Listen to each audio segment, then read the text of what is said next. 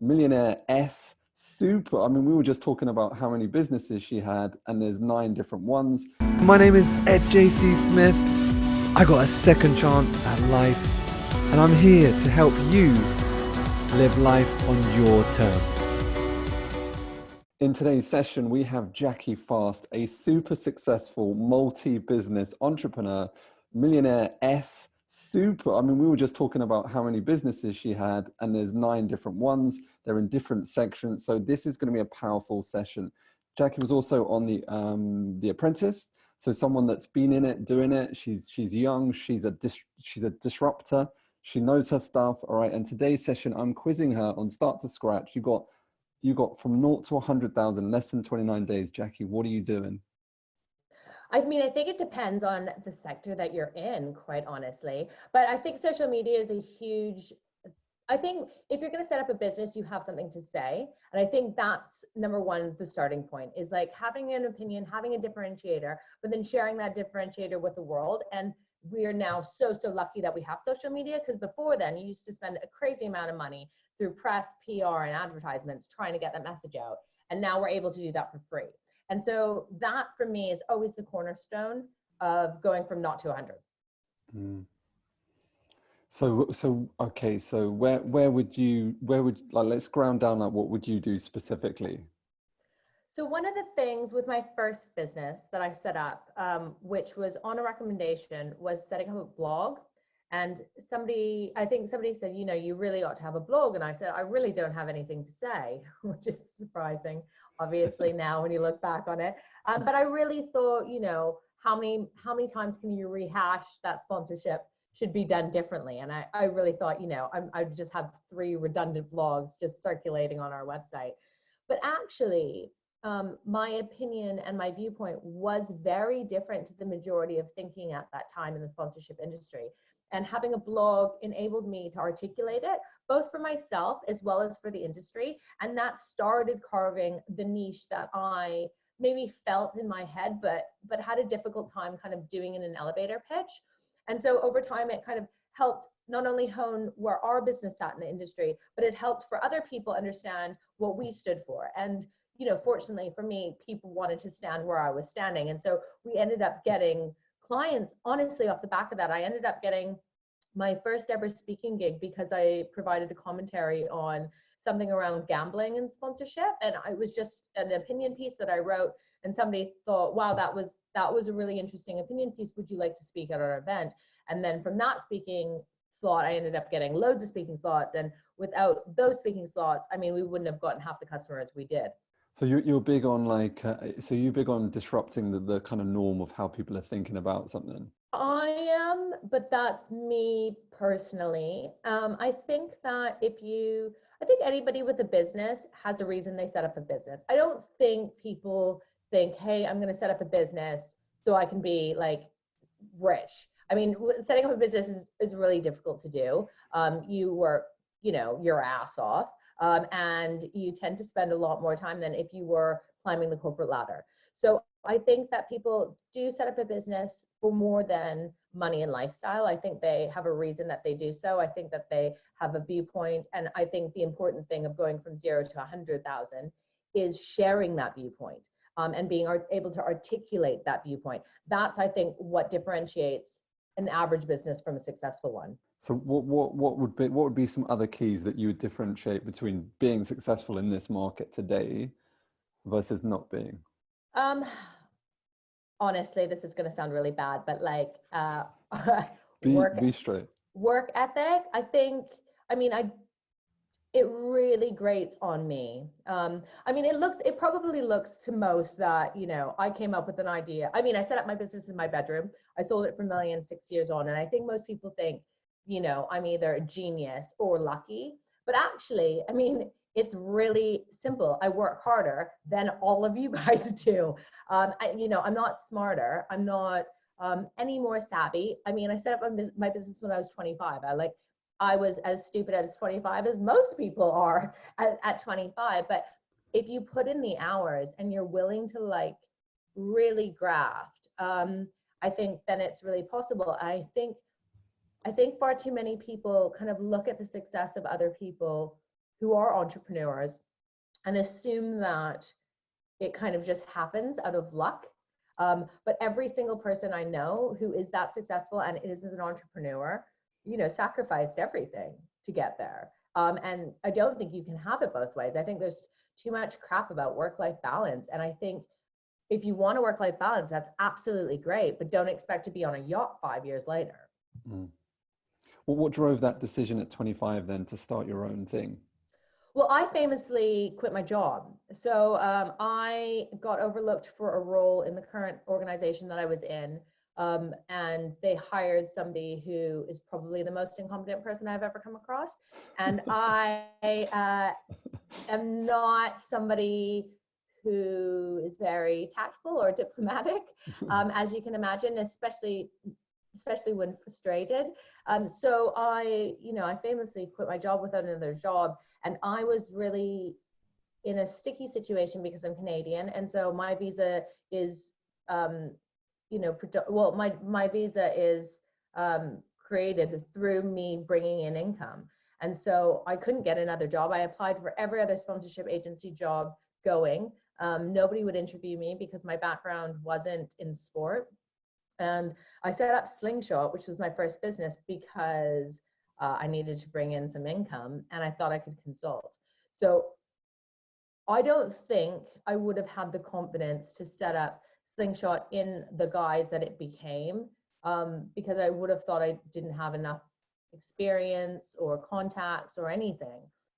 So I feel like my experience is really relevant to people because I set it up on a whim without much of a plan, and it was really successful for all of the reasons that most people don't think about. I think a lot of people focus on come up with an idea, create a business plan, make sure you've got all this stuff. And I really, really, truly believe that if you work hard enough, that you can kind of take something farther than you think you can.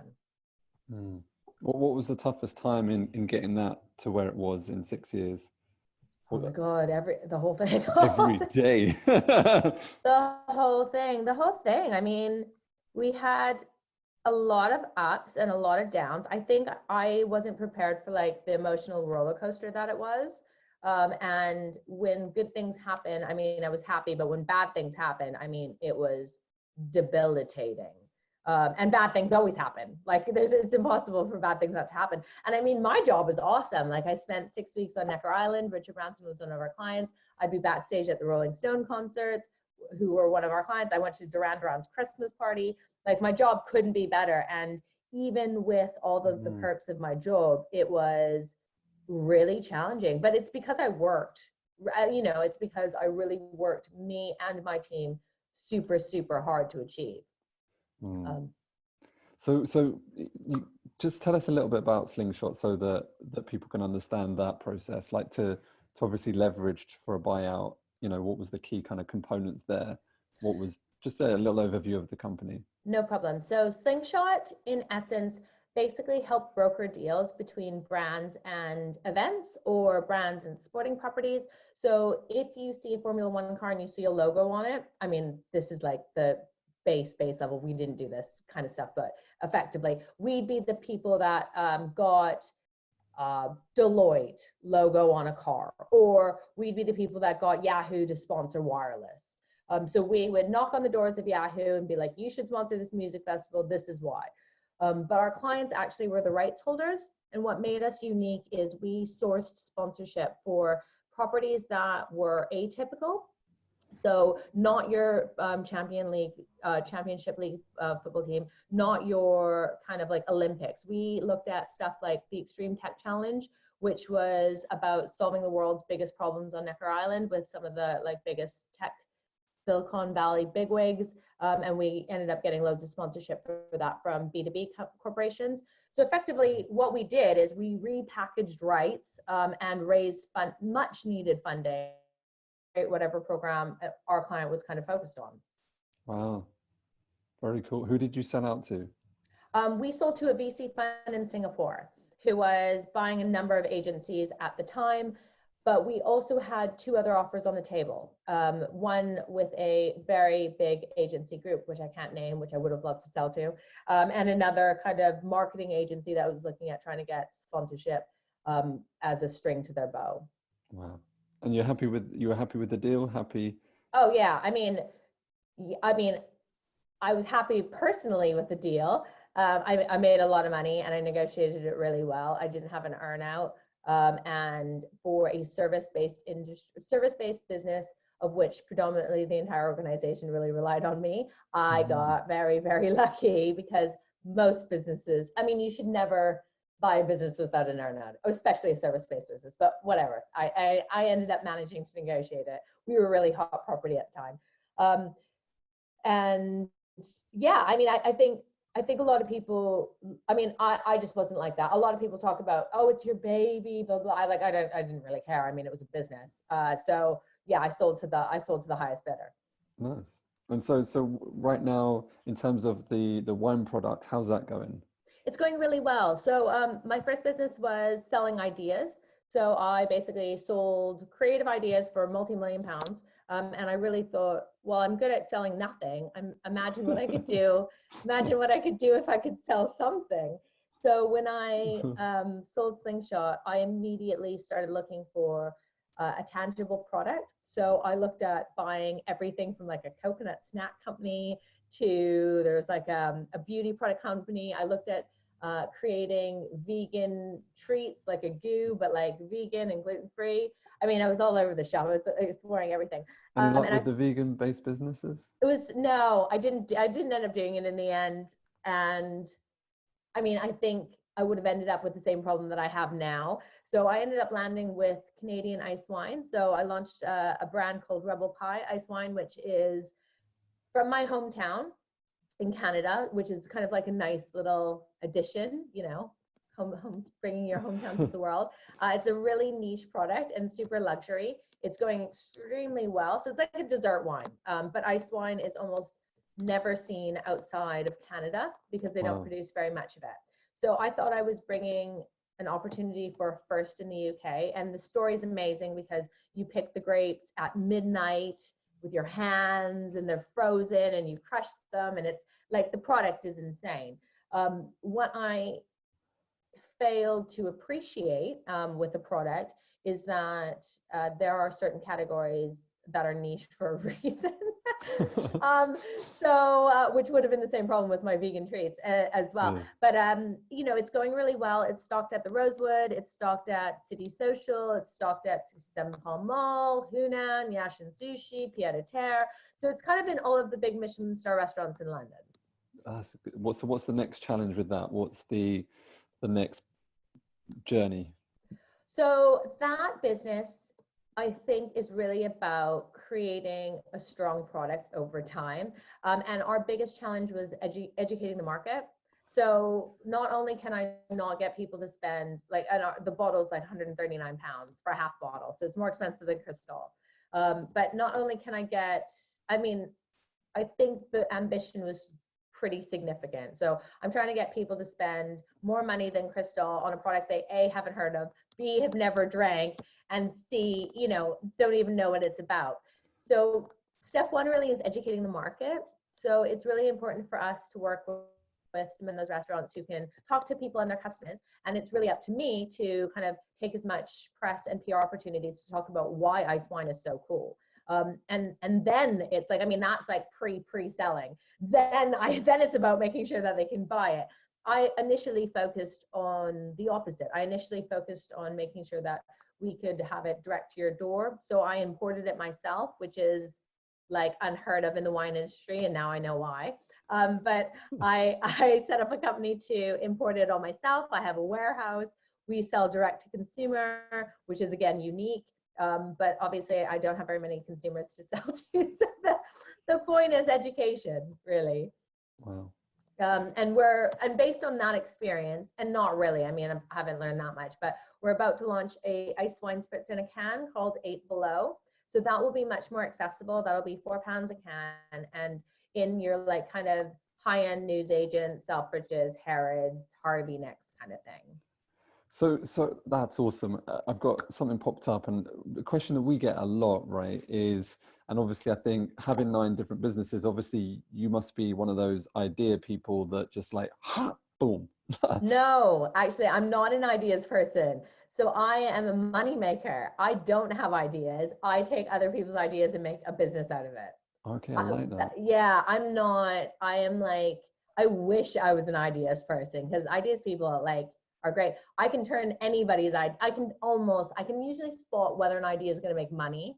And then I can usually make money out of an idea. Tell us that structure that you would go through. If someone said, you know, like, so we get so many questions, ideas into, you know, like, does this idea work? That's like I'd say it's got to be up there. So what would you take someone through in terms of turning that idea into an income?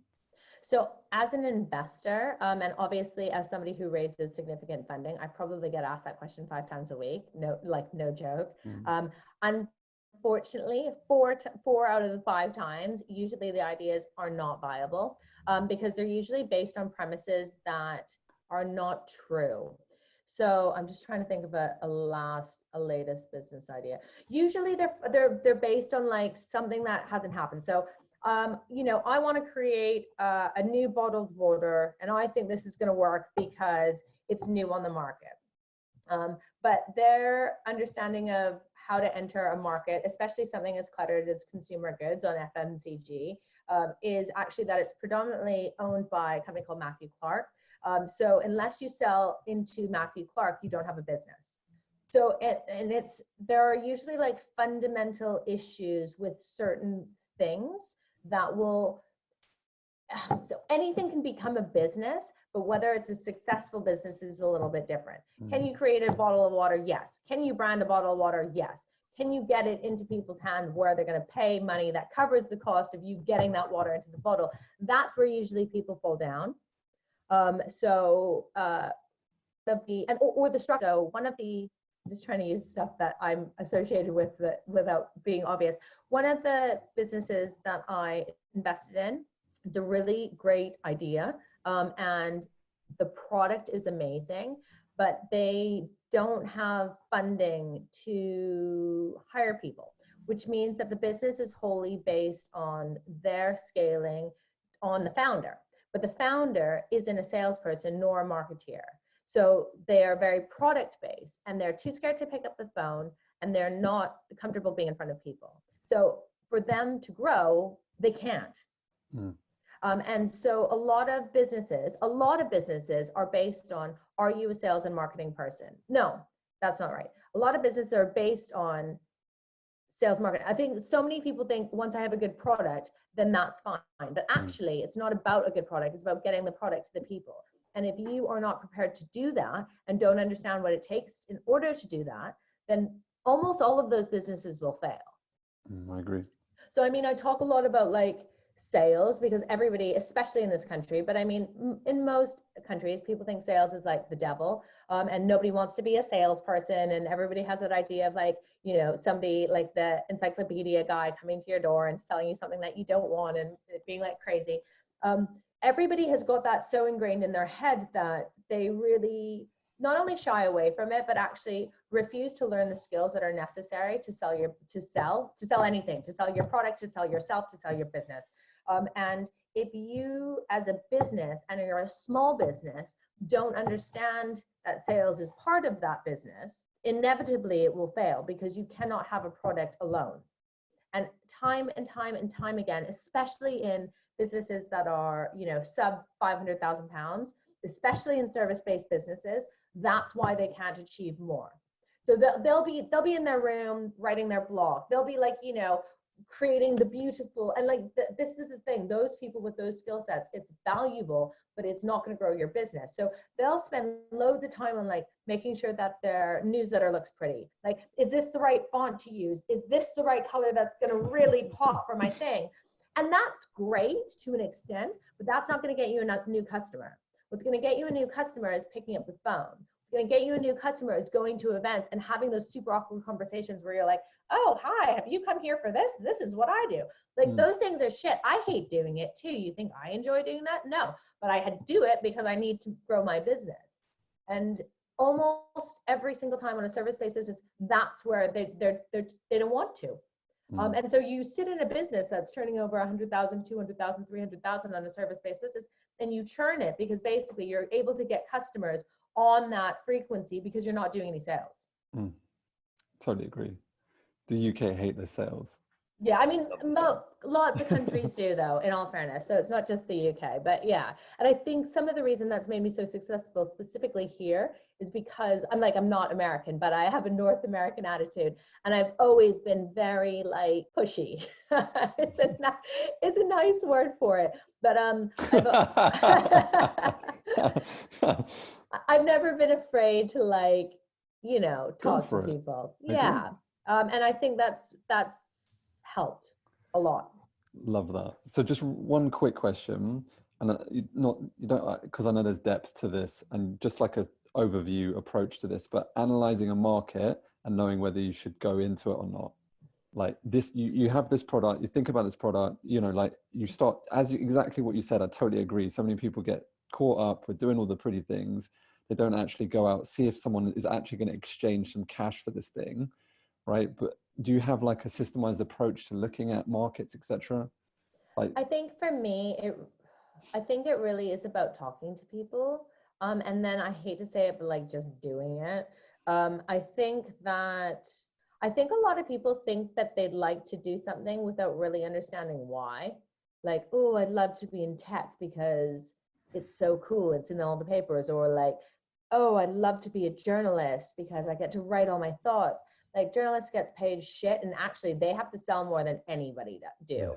Yeah. But most people look at journalism like it's just writing. You can drink your coffee and, sit in a cabin and stuff. That's not actually the reality. And I think the perception in a number of sectors and in a number of businesses are quite different to what the nitty gritty of a business actually is. So I would always first talk to people in those industries and find out like, what does their day-to-day job look like? What are their biggest challenges? What do they love about it? Like when I went into the ice wine industry, I'll be honest, I knew I liked wine. And I thought that I could offer something different, which is why I liked it. One of the things I didn't anticipate, and I knew it was sales, and I love sales, so it's fine. But one of the things I didn't anticipate is how hierarchical it is. So there are so many levels in terms of wholesaler, distributor, etc. And actually, there are a lot of gatekeepers. So in my other job, there were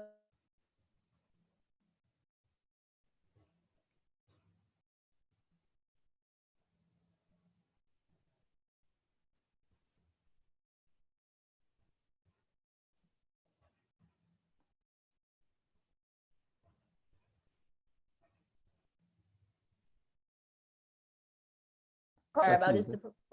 Okay. Yeah, I'm here. Sorry. I don't know where we got to, but basically, having a product, nobody cares about the person, they care about the product. So my biggest skill set is me, and I can't use my biggest skill set in a product-based business.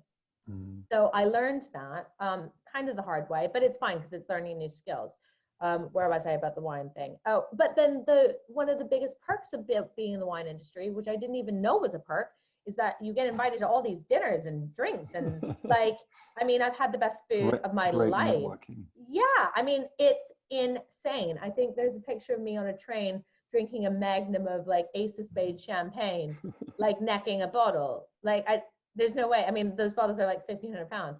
So like so it's important to kind of do as much due diligence as you can about the industry you're looking at getting into. But I think with the pinch of salt, like you never really know until you're in it.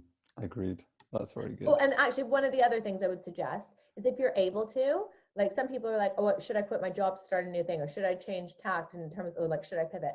Get some experience, like work for free, like do some internships, sit on the board, be a trustee in the industry, like get a little bit of knowledge if you're worried about it.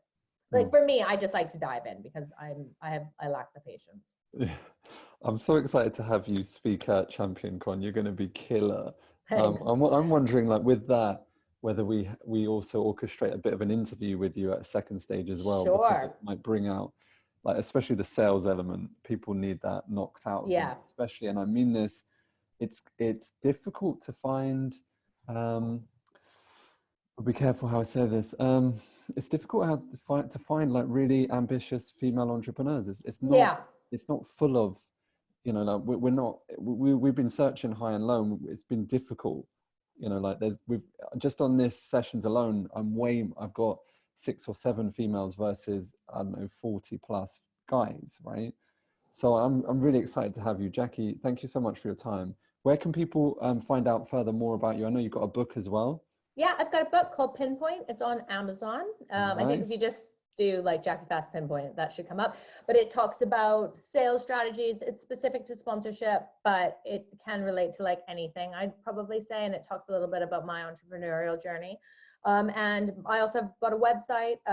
So for speaking engagements or whatever, it's www.jakiefast.com. Nice. All right. So go over there, check her out. A fierce entrepreneur. Thank you so much. Give her a hand, ladies and gentlemen.